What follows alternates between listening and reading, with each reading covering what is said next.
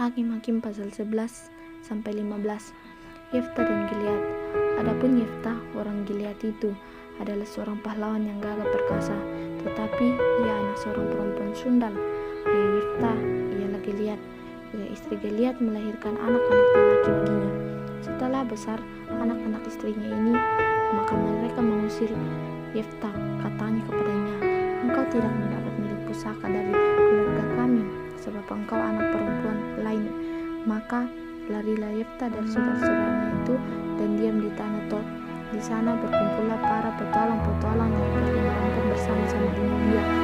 Beberapa waktu kemudian Benyamin berperang melawan Israel, dan ketika Benyamin itu berperang melawan orang Israel, pergilah para tua-tua itu menjemput Yefta dari tanah Tob. Kata mereka kepada Yefta, "Marilah jadilah panglima dan berperang bersama melawan Benyamin."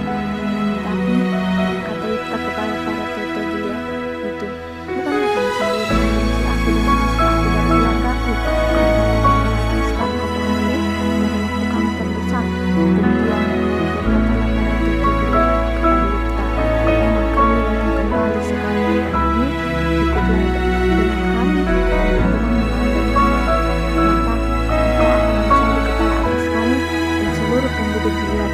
Kata Yefta kepada para tua-tua Gilead, "Jadi jika kamu membawa aku kembali untuk berperang melawan Benyamin dan Tuhan menyerahkan mereka kepadaku, maka akulah yang akan menjadi kepala atas kamu." Lalu kata para tua-tua Gilead kepada Yefta, "Demi Tuhan yang mendengarkannya sebagai saksi antara kita, kami akan berbuat seperti katamu Tuhan." Maka Yefta ikut dengan para tua-tua Gilead, lalu bangsa itu mengangkat dia menjadi kepala dan panglima mereka. Tetapi Yefta membawa seluruh perkara ke hadapan Tuhan dan semua. Kemudian Yefta mengirim utusan kepada Raja Benyamin, "Apakah kau bisa melawan sehingga engkau menerangi aku untuk memerangi negeriku?" Jawab Raja Benyamin kepada utusan Yefta, "Orang Israel ketika berjalan keluar dari Mesir telah merampas tanahku dari sungai Arnon sampai ke sungai Yabok dan sampai ke sungai Yordan. Maka sekarang kembalikanlah semuanya itu dengan jalan damai."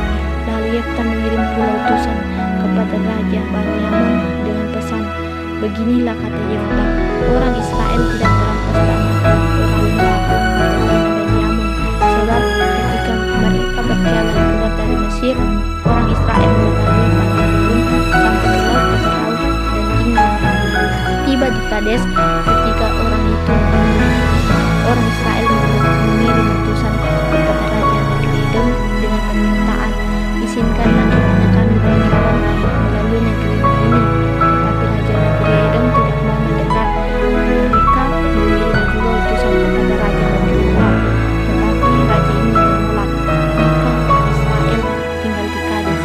Kemudian mereka berjalan melalui padang gurun, menempuh jalan keliling tanah Edom dan tanah Moab, lalu sampai ke sebelah timur tanah Moab. Mereka di seberang sungai Arnon dengan tidak masuk daerah Moab, sebab sungai Arnon itulah batas daerah Moab.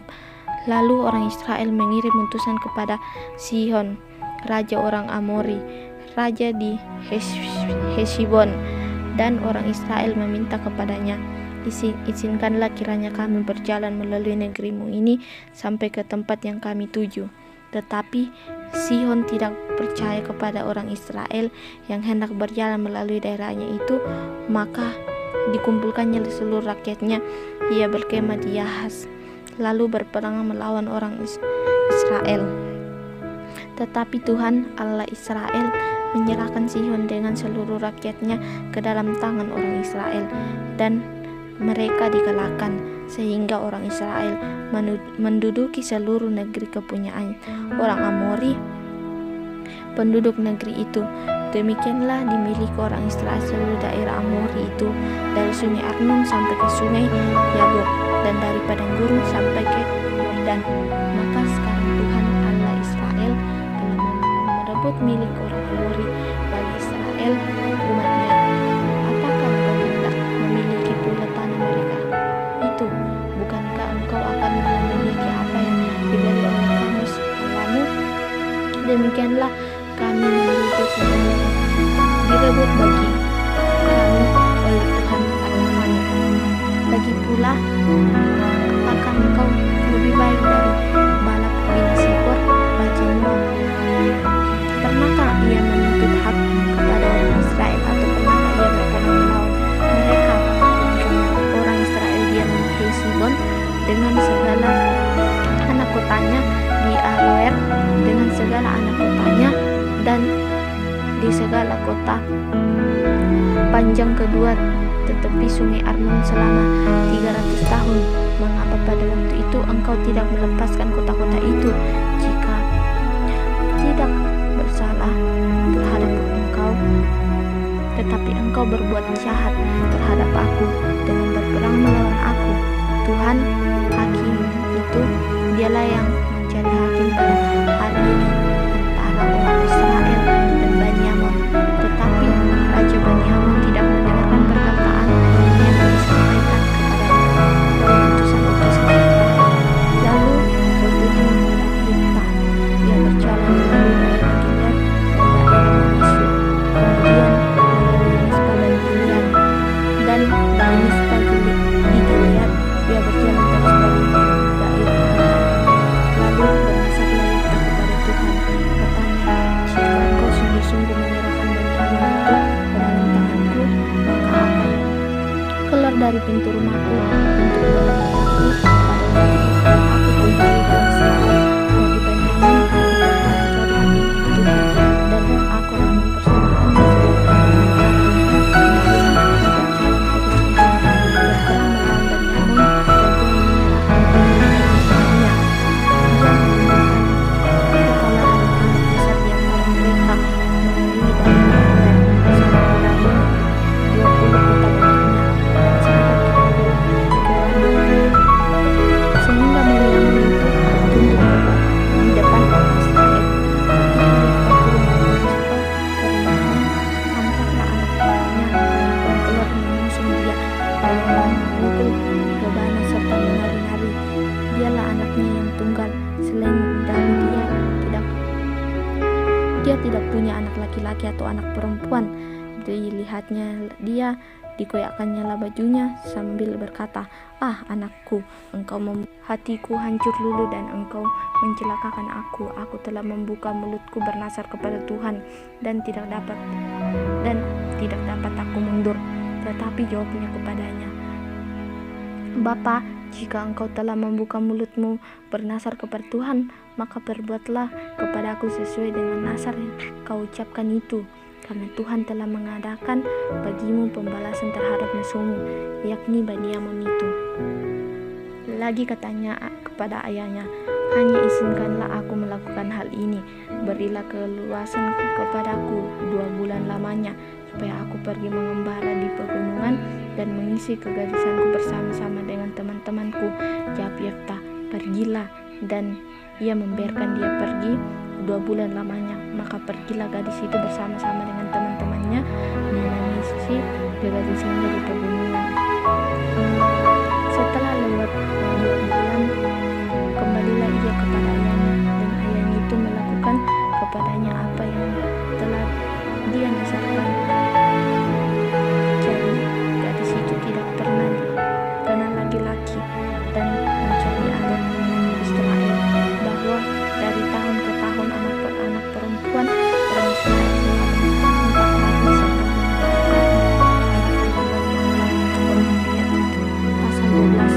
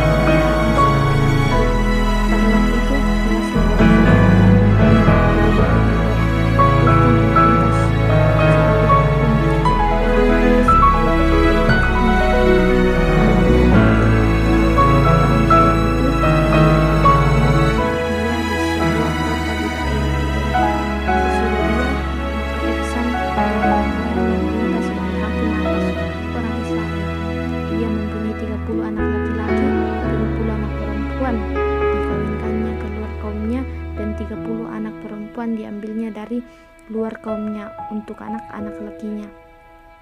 Ia memerintah atas orang Israel 7 tahun lamanya. Kemudian matilah Ebsan, lalu dikuburkan di Betlehem. Sesudah dia, maka Elon orang Sebulon memerintah sebagai hakim atas orang Israel. Ia memerintah atas orang Israel selama 40. Sesudah dia, maka Elon orang Sebulon memerintah sebagai hakim atas orang Israel. Ia memerintah atas orang Israel 10 tahun lamanya. Kemudian matilah Elon orang Sebulon itu, lalu dikuburkan di Ayalon di tanah Sebulon. Sesudah dia, maka Abnon bin Hilel orang Piraton memerintah sebagai hakim atas orang Israel. Ia mempunyai 40 anak laki-laki dan 30 cucu laki-laki. Ia mengendarai 70 ekor keledai jantan. Ia memerintah atas orang Israel 8 tahun lamanya. Kemudian matilah Abdon bin Hilel orang Piraton itu, lalu dikuburkan di Piraton di tanah Efraim di pegunungan orang Amalek. Pasal 13. Lahirnya Simson. Orang Israel melakukan pula apa yang jahat di mata Tuhan. Sebab itu Tuhan menyerahkan mereka ke tangan orang Filistin 40 tahun lamanya. Pada waktu itu ada seorang dari Suro dari keturunan Ladan dan namanya Manoah. Istrinya mandul, tidak beranak, dan malaikat akan melupakan diri kepada perempuan itu dan berfirman kepadanya, demikian, memang engkau mandul, tidak beranak, engkau akan mengandung dan melahirkan seorang anak laki-laki.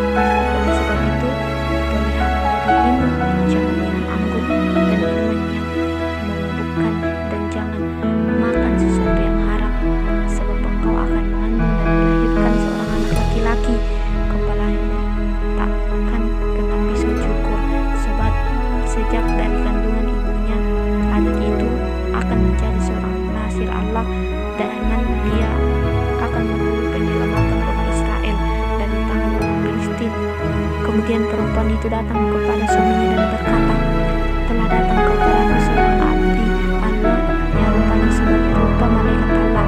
Aku dikabulkan, tidak kutanyakan dari mana datangnya, dan tidak kuberitahukan namanya kepadaku. Tetapi ia berkata kepadaku, engkau akan mengandung seorang laki-laki. Oleh sebab itu jangan minum anggur dan memabukkan, dan janganlah makan sesuatu yang haram, sebab sejak dari kandungan ibunya sampai pada hari matinya anak itu akan menjadi seorang nasir Allah. Lalu Manoah memohon kepada Tuhan katanya, ya Tuhan, segala kita tahu di Allah, engkau harus membiarkan orang itu berkata kepadanya,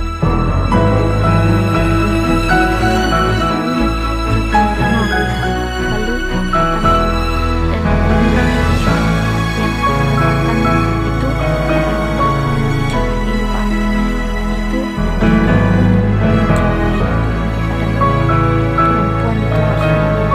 diri terhadap semua yang kepadanya. Jika ia makan sesuatu yang merasa anggur atau memabukkan, tidak boleh diminumnya, dan sesuatu yang haram tidak boleh dimakannya.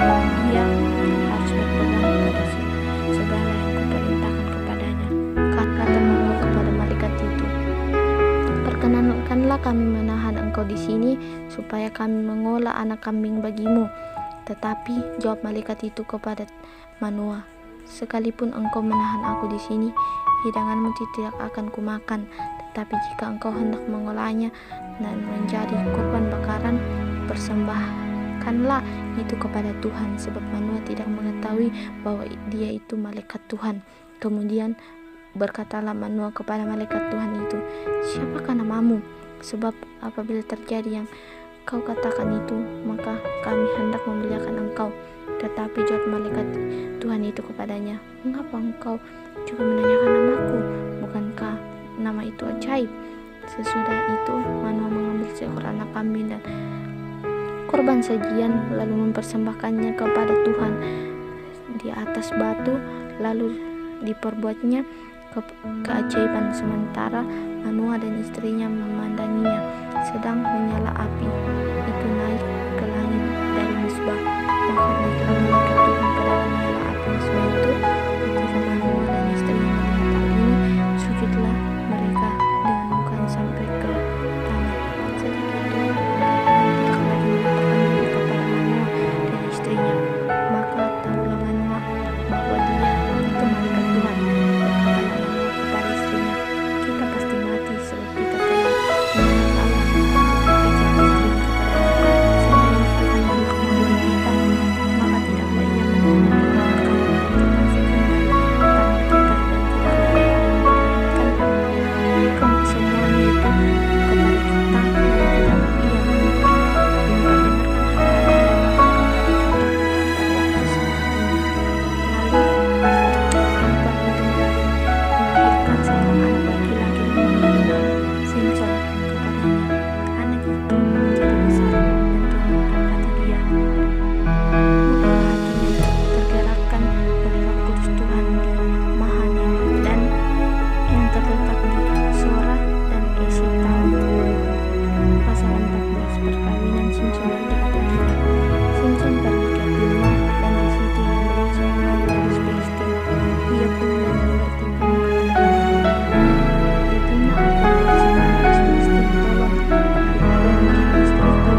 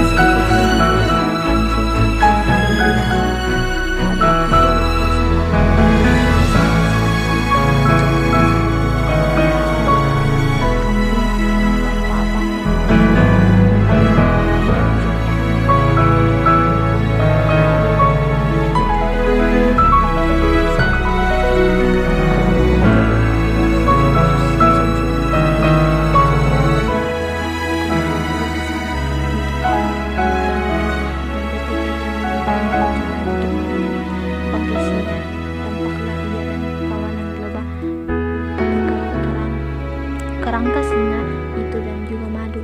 Dikeruknya madu itu ke dalam tangannya dan sambil membawakannya ia berjalan terus. Kemudian pergilah ia kepada ayahnya dan ibunya dan memberikannya juga kepada mereka, lalu mereka memakannya. Tetapi dia menceritakan kepada mereka bahwa madu itu dikeruknya dari kerangka singa. Setelah ayahnya pergi kepada perempuan itu, Simson mengadakan perjamuan di sana, sebab demikianlah biasanya dilakukan orang-orang muda. Ketika mereka melihat dia, dipilihlah 30 orang kawat untuk menemani dia. Kata Simson kepada mereka, aku mau mengatakan sesuatu teka-teki kepadamu. Jika kamu dapat memberi jawabannya yang tepat kepadaku dalam 7 hari selama perjamuan ini berlangsung dan menebaknya, maka aku akan memberikan kepadamu 30 pakaian lenan dan 30 pakaian kebesaran. Tetapi jika kamu tidak dapat memberi jawaban kepadaku, maka kamu yang harus memberikan 30 pakaian dalam dan 30 pakaian kebesaran kepadaku. Kata supaya kami belinya. Lalu katanya kepada mereka, dari yang aku makan keluarkan kamu dari keluarkan manisan. Ada 3 hari lamanya mereka tidak dapat memberi teka-teki itu. Pada hari ke-7 berkatalah mereka kepada istri Simson, "Istri suamimu kita di dokter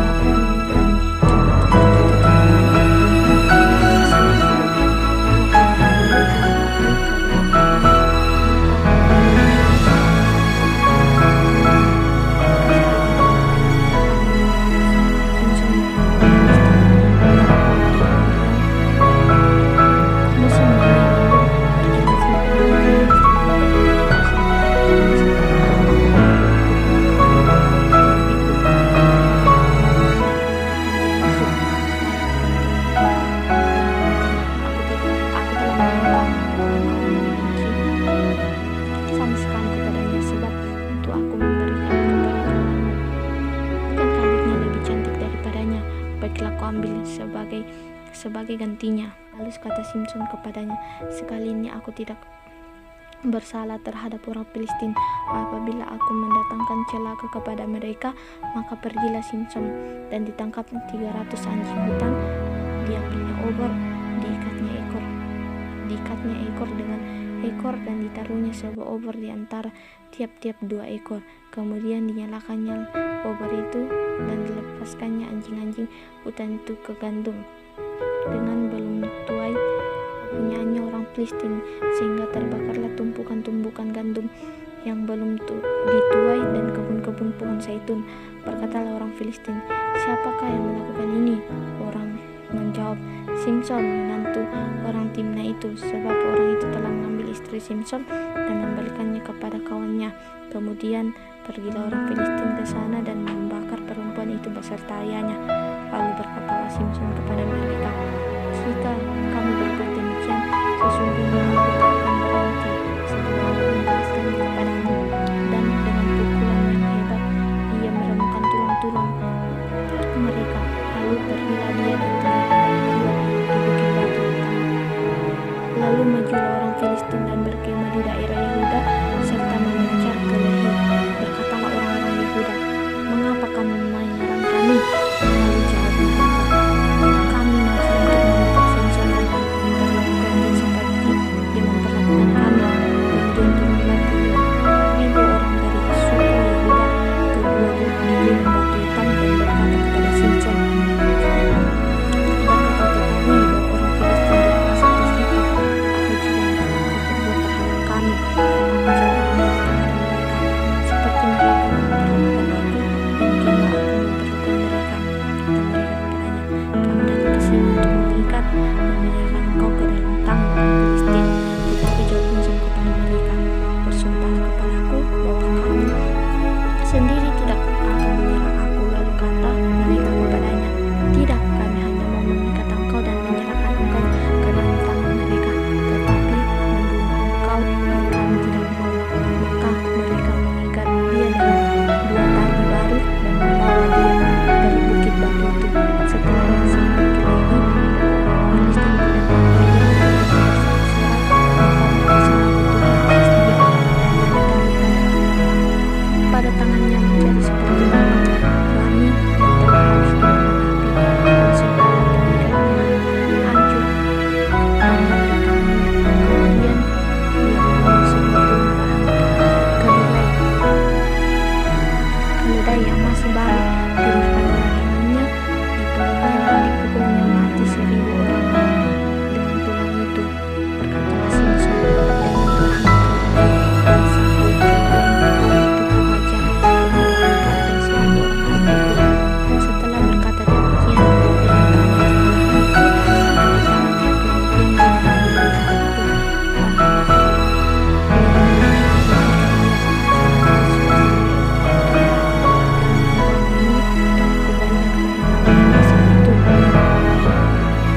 Misalkan sekarang aku akan memberikan sana dan jatuh ke dalam tangan orang yang tidak bersuatu itu. Kemudian Allah membunuhlah liang batu Lehi itu dan keluarlah air dari situ. Liang lalu menjadi kuat dan segar kembali, sebab itu dinamai mata air itu mata air penyeru yang sampai sekarang masih ada di Lehi. Ia memerintah sebagai hakim atas orang Israel dalam zaman orang Filistin 20 tahun lamanya.